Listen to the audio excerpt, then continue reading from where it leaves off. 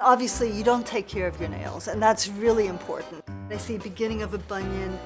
Keep the day job here.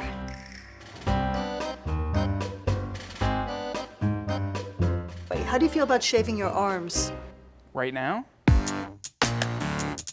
I've been working with parts models for more than 30 years. And, I've seen the good, the bad, and the, please get those out of here.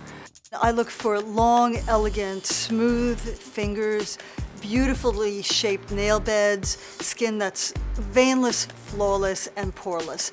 In some ways, I am obsessed. I'm obsessed with finding the best possible hands, the best possible feet. Let's talk about your feet. You're in need of a really good pedicure. Okay. How you take care of your feet is a reflection about how you take care of yourself. I'm sorry, but the kiss of death, that tattoo on your ankle.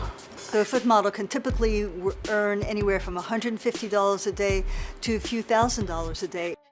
Probably the top foot model has earned in excess of $3,000 for a day's work. I see that your cuticles and your nails, you really don't take that great care of them.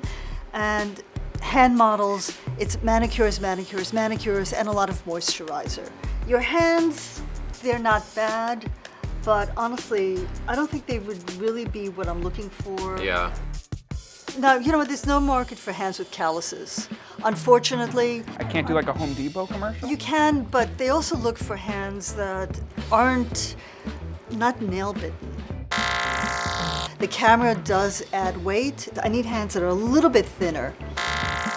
I see you have small hands. That won't cut it for what I'm looking for. And not quite what I'm looking for as far as That's okay. hands. I felt the sting of rejection before.